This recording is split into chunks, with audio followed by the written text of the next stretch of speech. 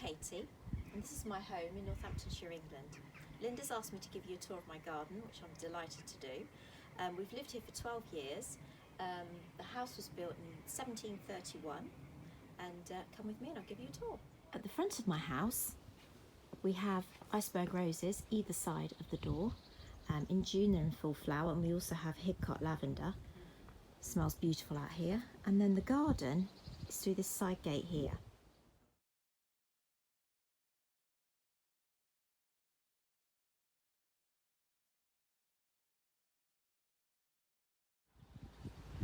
So the garden runs down the side of the house, and it's about 1/4 of an acre. You can see to the top there. This border on the left is my dry shade border. So I have hostas, hydrangeas, ferns, and I kind of just put logs and make it a bit of a woodland area. So it has lots of bulbs in the springtime. I like the mirror because it reflects the light and it just makes it feel a bit more spacious in this corner. There's a lovely big fern in that pot. And from here you can see all the way down to the end of the garden. Now over here by this very large tree, which is some kind of redwood I believe, which has an absolutely beautiful trunk, I've put in a little pond which I've designed to look like it's a little brook or stream running into the garden, and it brings so much wildlife in, so newts, frogs, toads, birds. It really has made a difference to the garden. There's still quite a lot of colour here, even though we're tipping into autumn now, and you can see that by the ferns changing colour there. So yeah, I really do enjoy my pond, even though it's a bit overgrown at this time of year. And from here you can see to the back of the house. And so to the back of the house, now this is my very lovely magnolia tree, which is a real feature in the spring. This patio is a very sociable space because this is my kitchen door here and this is my bar door here.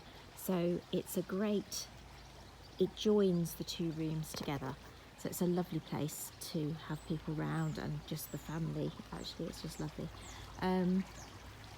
So the seating area in the corner, I put that away in the winter, so it won't be long before that goes away, but this dining table stays out all year because it's all weather rattan, which is brilliant. So my focal point from here, if I turn round, so I'm sitting here, is my 200-year-old olive tree, which, although it looks like it's in a pot, it's in fact lifted up. There's actually a hole in the bottom of here, so the roots can go down. The olives really dislike being sat in water, and obviously in England we get very damp winters, so they're okay down to -10, but they hate the wet. So lifting them up, as you can see, it's very, very healthy. I have little fairy lights in it, but it's incredibly healthy. But just look how beautiful the gnarled trunk is. I have another water feature here which I put in myself with my husband's help. So I've got a pond over in this corner, this water feature, and then the Bayer wall feature, water feature at the top of the garden, which you'll see in a minute. So yeah, I use seasonal plants mainly on the patio. I love this outdoor rug, by the way. It really brings the space together and it makes it feel like an outdoor room. I love it. So I'm using ivy as a feature plant because they can stay out all year. But these pots, as you can see, I've got a canna, hostas here, some succulents. This was a white daisy of some description. They change all through the year. Now the other feature, if I'm just careful to step back here over my little box hedge, that is very important to my patio is my wisteria. Now you can see it here, it's very, very slightly starting to change to autumn colour, but that is incredible in the spring. I might just give you a little, I'll show you a picture of it.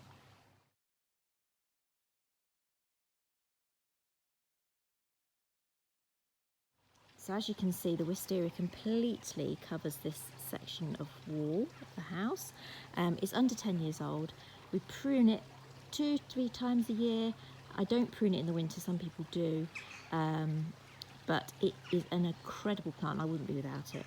Something else I put in was this little box hedge all the way along here, which were teeny tiny plants when I put them in, and now they've reached a really nice size and make a neat hedge.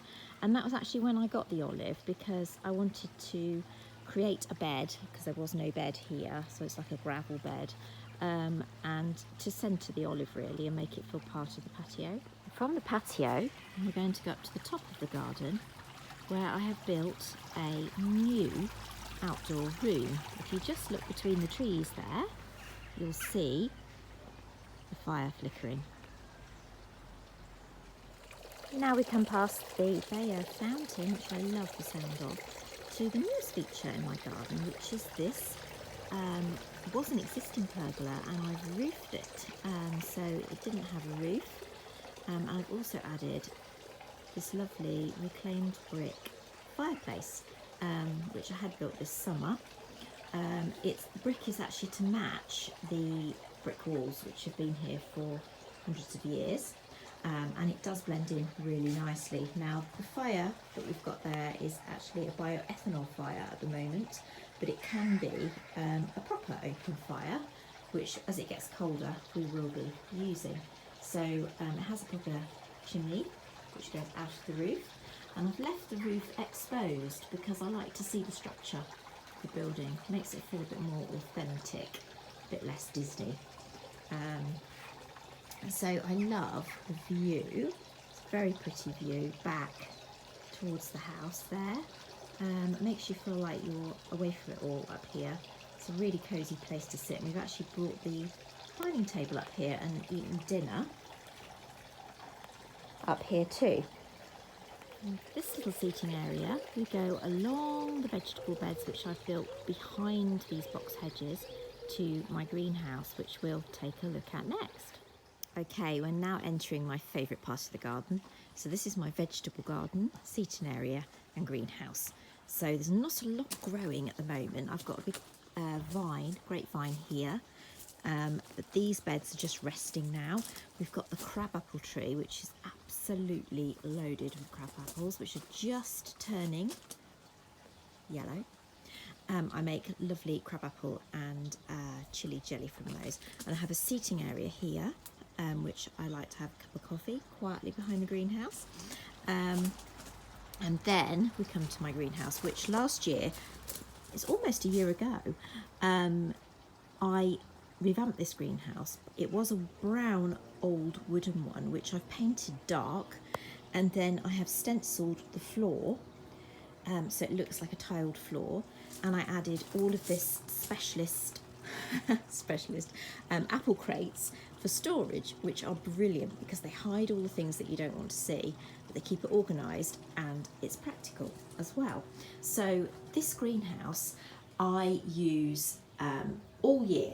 So in the winter I have a little electric wood burner. So it's not really a wood burner, but it looks like it. In the corner, you can just turn it on and it keeps it really toasty warm in here.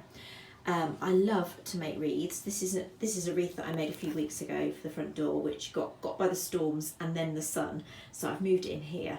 But actually in the winter, I use this as my little wreath making workshop because I like to do them every other month probably for the front door. Seasonal. I usually do them from foraged or items from the garden. Now in the summer I have tomatoes all the way down here, and these are the chilies, which are the only thing left from the summer, which were on this staging here. And I also had a cucumber growing up here as well, but they've all finished now. So it's turned into my allium head drying station, wreath making workshop, and then I'll be bringing in all of my succulents, which will, to keep them out of our wet winter, in here, and then my tender plants like my agapanthus and bird of paradise, etc. So yeah, I absolutely love my greenhouse. It's not very big, but it's really important. So this is the view back out from the other end of the greenhouse, so you can see to the little fireplace room and across to the water fountain. You can still hear it from here, and then we'll go out and just put you in perspective of where we are with the house. So there's the house. So I almost forgot to show you 3 very important members of my family are the hens, who've been diligently laying all the way through the summer. Haven't you, girls? I